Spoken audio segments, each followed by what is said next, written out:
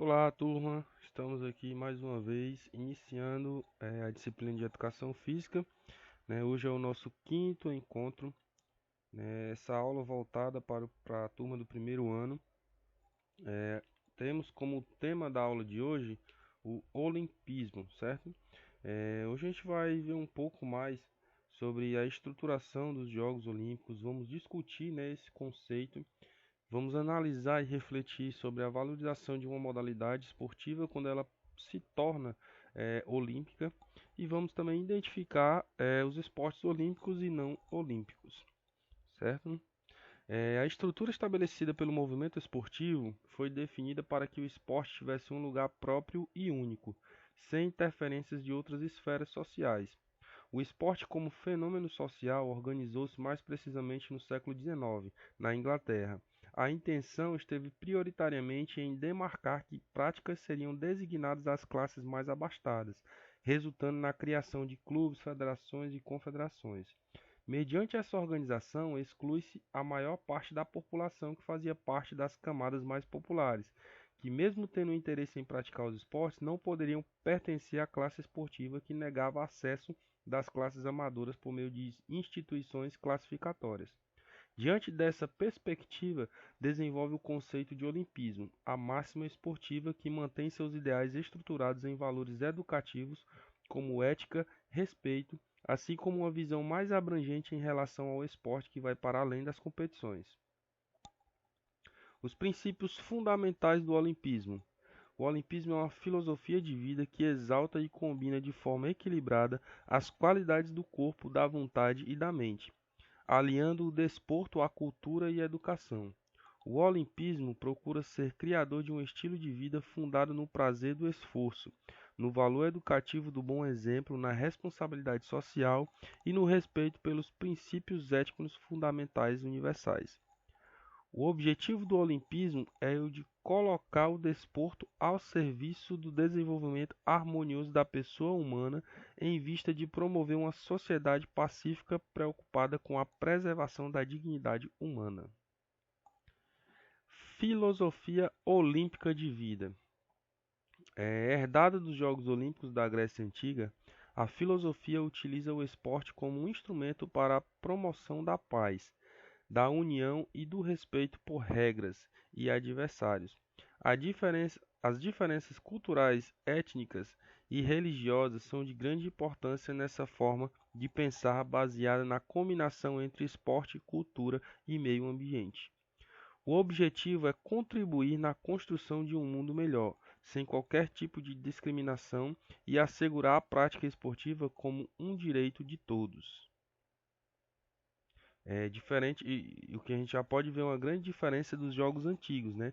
Que nos jogos antigos da Grécia Antiga, só poderiam participar dos jogos, só poderiam realizar aquelas modalidades esportivas, todos aqueles habitantes da Grécia Antiga que faziam parte daquela região. Outras pessoas de outros povos jamais poderiam participar. Então já é algo, né, que a gente pode destacar como uma das diferenças, né, desse conceito de olimpismo para o conceito de dos Jogos Olímpicos antigos, né? A educação, a integração cultural e a busca pela excelência através do esporte são ideais a serem alcançados. O olimpismo tem como princípios a amizade, a compreensão mútua, a igualdade, a solidariedade e o fair play, que é o jogo limpo. Mais que uma filosofia esportiva, o olimpismo é uma filosofia de vida. A ideia é que a prática destes valores ultrapassem as fronteiras das arenas esportivas e influenciem a vida de todos. E aqui nós temos os valores olímpicos, né? Que são a excelência, que é dar o melhor de si no campo de jogo, na escola e em casa. Significa fazer o melhor, não apenas vencer, mas para participar sempre, ter objetivos e crescer junto com eles. Em seguida, nós temos a amizade, que é entender que todos da turma, da escola, do país e do mundo podem ser amigos e que as diferenças econômicas, raciais, religiosas não têm importância e devem ficar para trás. O respeito por si mesmo, pelo outro, pelas regras, pelo meio ambiente, respeitar o fair play, o jogo limpo e lutar contra a utilização de doping no esporte. E aqui a gente vai falar um pouco a respeito do Comitê Olímpico, né, que é o COI, conhecido, que tem a sede em Lausanne, na Suíça. Esse comitê é a entidade máxima do esporte mundial e tem como missão promover o olimpismo e o movimento olímpico internacional, fazendo do esporte um meio de aproximação e congregação entre os diferentes povos, raças e religiões. É uma organização não governamental fundada no dia 23 de julho do ano de 1894. Sua criação foi idealizada por Pierre de Coubertin e tinha como objetivo retornar os Jogos Olímpicos gregos, que seriam organizados e realizados a cada 4 anos. A sustentação do COI dá-se com a publicidade e a venda de artigos em comemoração aos Jogos Olímpicos e por comercialização dos direitos de transmissão das Olimpíadas para as redes de telecomunicações. Certo? O Comitê Olímpico Internacional reúne hoje em média de 205 comitês olímpicos nacionais, entre eles o Brasil faz parte e inúmeras federações internacionais esportivas. E ele é regido pela Carta Olímpica, que é um documento que contém os princípios fundamentais do olimpismo e que define a organização e funcionamento do movimento olímpico, fixando ainda as condições para a celebração dos Jogos Olímpicos.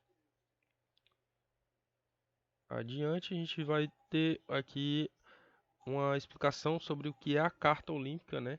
Que, como já foi dito anteriormente, a Carta Olímpica ela resume os principais fundamentos do olimpismo e define a organização e funcionamento do movimento olímpico.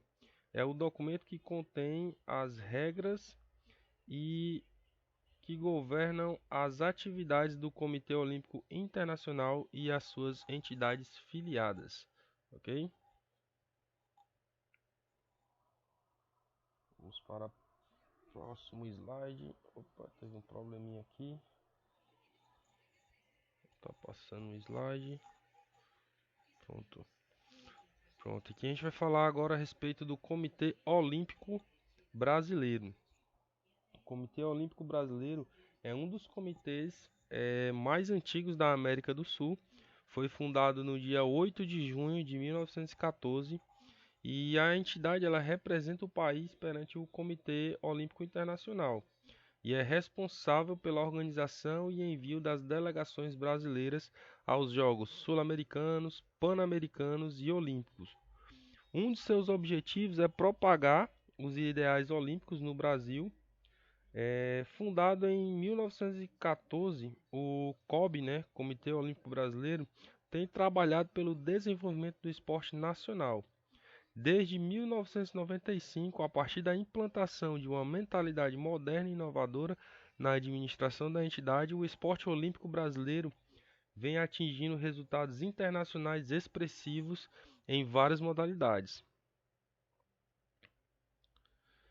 E aí uma pergunta bem interessante é como surgiram os Jogos Olímpicos, né? Como a gente viu na aula anterior a respeito dos Jogos da Antiguidade, os primeiros registros oficiais da existência dos Jogos Olímpicos datam de 776 anos antes de Cristo na Grécia Antiga, né? Os gregos promoviam as competições em Olímpia em homenagem a Zeus, o rei dos deuses. Os jogos aconteciam a cada 4 em 4 anos e durante a sua realização era proclamada uma trégua sagrada. Essa trégua determinava o fim imediato de todas as guerras e de todos os outros conflitos entre territórios gregos, né? Mensageiros viajavam por toda a região, conclamando todos a baixar as armas, e isso permitia que os atletas e espectadores participassem da competição em segurança. Apenas homens livres de cidadania grega participavam dos jogos. Os escravos, mulheres e estrangeiros não poderiam participar das competições. as mulheres não podiam nem sequer assistir às disputas, né? E os atletas vencedores, eles recebiam coroas feitas de ramos de olivas em homenagem às suas cidades. Os Jogos Olímpicos da Era Moderna. Com a proibição das competições, a celebração dos Jogos Olímpicos ficou adormecida por mais ou menos 1500 anos. O seu renascimento, já na Era Moderna, aconteceu graças aos esforços do pedagogo e esportista francês Barão Pierre de Coubertin. Disposto a reformar o sistema educacional da França, Pierre Coubertin viu no esporte, sobretudo nos ideais olímpicos gregos, uma fonte de inspiração para aperfeiçoar o sistema de ensino e alcançar melhores resultados nas escolas.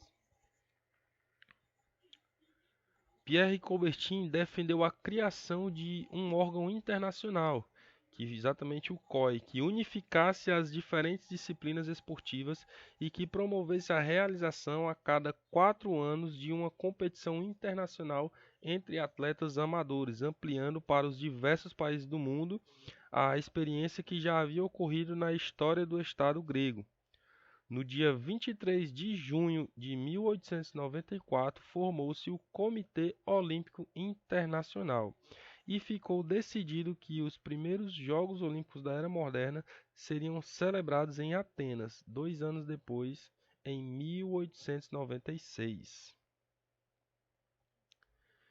Em 1924, o COI criou os Jogos Olímpicos de Inverno, que eram realizados no mesmo ano em que aconteciam os Jogos Olímpicos de Verão.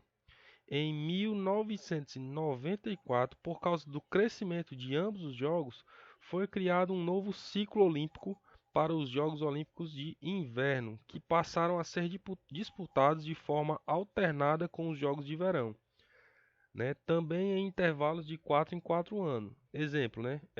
Após os Jogos Olímpicos de Pequim 2008, os próximos Jogos Olímpicos de Verão serão realizados em Londres 2012, né, na Grã-Bretanha. Já os Jogos Olímpicos de Inverno acontecerão em Vancouver em 2010, no Canadá, e em Sochi 2014, na Rússia. Hoje, os Jogos Olímpicos têm como base o esporte, a cultura e o meio ambiente. E uma das coisas mais interessantes é que, devido a esse crescimento, né, das Olimpíadas, de toda essa estruturação dos Jogos, o COI criou também os Jogos Olímpicos da Juventude, que são um evento internacional multidesportivo cuja primeira edição foi realizada em Singapura entre 14 e 26 de agosto de 2010.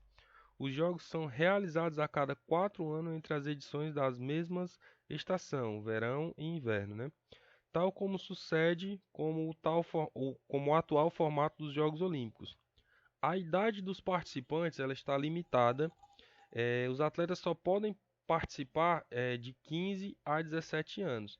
A ideia para esse evento partiu do austríaco Johann Rosenhoff durante o ano de 1998. Em 6 de julho de 2007, os membros do Comitê Olímpico Internacional, reunidos na sua sessão na cidade de Guatemala, aprovaram a criação da versão juvenil dos Jogos Olímpicos. Os Jogos Olímpicos da Juventude de Verão devem ter 12 dias de duração, enquanto os Jogos Olímpicos de Inverno da Juventude devem ser realizados em 10 dias. O Comitê Olímpico Internacional permite a participação de um máximo de 3.500 atletas e 875 oficiais acreditados nos Jogos de Verão, enquanto que para os Jogos de Inverno são permitidos 970 atletas e 580 oficiais. Os Jogos têm também programas de intercâmbio cultural e oportunidade para os participantes conhecerem os atletas olímpicos, né? O formato dos Jogos Olímpicos da Juventude é baseado em outros eventos olímpicos para os jovens, como é o caso do Festival Olímpico Europeu ou Festival Olímpico Australiano, né, que são realizados igualmente a cada 2 anos e durante os anos ímpares, alternando os eventos, né, de verão e inverno. Os Jogos Olímpicos da Juventude são os sucessores dos Jogos Mundiais da Juventude, que foram realizados apenas uma vez, e as últimas Olimpíadas da Juventude de Verão foram realizadas entre 6 a 18 de outubro de 2018 em Buenos Aires, na Argentina. Já a última edição das Olimpíadas da Juventude de Inverno ocorreram entre 9 e 22 de janeiro de 2020 em Lausanne, na Suíça.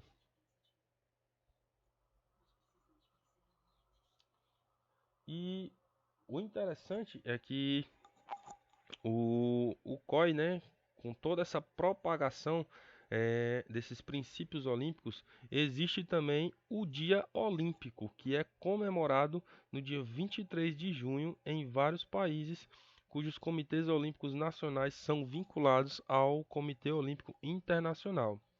A data ela marca o aniversário da fundação do Comitê Olímpico Internacional em 1894 e tem por objetivo promover o olimpismo e o movimento olímpico em todo o mundo.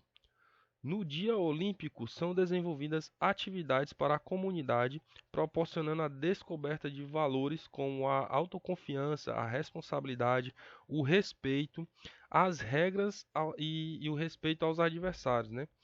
O trabalho em equipe e em nosso país a corrida do Dia Olímpico faz parte de uma das comemorações da Semana Olímpica. Um conjunto de atividades esportivas e culturais são promovidas pelo Comitê Olímpico Brasileiro. E aqui a gente pode fazer uma pergunta: como um esporte ele se torna olímpico, né? Antigamente, o caminho tradicional para um esporte ser considerado olímpico era longo e cheio de burocracias. O primeiro passo era uma atividade ser reconhecida como esporte pelo Comitê Olímpico Internacional e depois pelas federações esportivas internacionais. Nessa etapa, exigia-se que o esporte adirá à Carta Olímpica, uma espécie de constituição dos Jogos, e seguia as regras e o Código de Antidoping. A Carta Olímpica diz que para virar uma atividade olímpica, um esporte precisa ser praticado por homens em pelo menos 75 países em 4 continentes, e por mulheres em pelo menos 40 países em 3 continentes. A carta também exclui competições que são essencialmente cerebrais ou que dependem de propulsão mecânica. Por isso, atividades que já são consideradas como esportes, como é o caso do xadrez e o automobilismo, não podem virar modalidades olímpicas. Mas desde a última década, o COI ele vem modernizando a legislação esportiva que guia os jogos com um projeto chamado Agenda Olímpica, né, que foi no caso de 2020. Né? Os Jogos de Tóquio, que foi realizado em 2021, foram os primeiros a se beneficiar dessas mudanças. Né? Uma das principais mudanças, né, foi na desburocratização para a inclusão de novos esportes.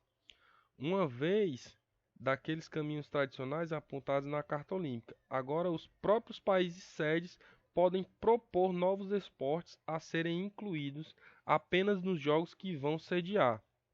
E com isso foi feita uma revisão de esportes olímpicos, né? Mas mesmo os esportes considerados permanentes podem eventualmente ser retirados das Olimpíadas. O COI está constantemente revisando e retirando as atividades das Olimpíadas. É o que aconteceu ao longo dos 125 anos de Jogos Olímpicos, com o cabo de guerra, o cricket, o lacrosse, esqui aquático, entre outras modalidades. Então, em Tóquio 2021, né, a gente viu o, o skate, né, tendo um destaque nas Olimpíadas de Tóquio 2021. E assim como nas Olimpíadas que serão disputadas em 2024, algumas modalidades não vão fazer parte, né? E tudo isso vai ser revisado pelo Comitê Olímpico Internacional. E é interessante que a gente percebe que a mídia ela é grande responsável pela popularização do esporte, né? E quando o esporte ele passa a se tornar olímpico, a mídia é uma das grandes responsáveis pela popularização desse esporte, né? Porque ela expande aos amadores, ao nível amador, o que antes era permitido somente aos aficionados, né, dessa modalidade. Então, desse modo, a mídia também passa a atender melhor aos interesses dos dois públicos, né? Os consumidores do esporte e o mercado de anunciante, né? Como o esporte ele vem atingindo altos níveis de audiência, o interesse do anunciante em se comunicar a partir dessa oportunidade ela sempre aumenta, né? Então, a gente vê como a mídia influencia nesses esportes que passaram a se tornar olímpicos, né? A gente viu isso com o crescimento do skate depois desses Jogos Olímpicos de 2021. E aqui, para finalizar a nossa aula de hoje, eu vou deixar uma frase de Warren Buffett que diz: a Olimpíada é um evento maravilhoso. Quanto mais pessoas participarem, melhor. Em suma, elas contribuem para um mundo melhor ao longo do tempo. Então, volto a dizer que o esporte é uma das maiores ferramentas que a humanidade tem em suas mãos para um mundo melhor. Então, espero que todos tenham aproveitado a nossa aula de hoje. A todos, um abraço e até a próxima aula.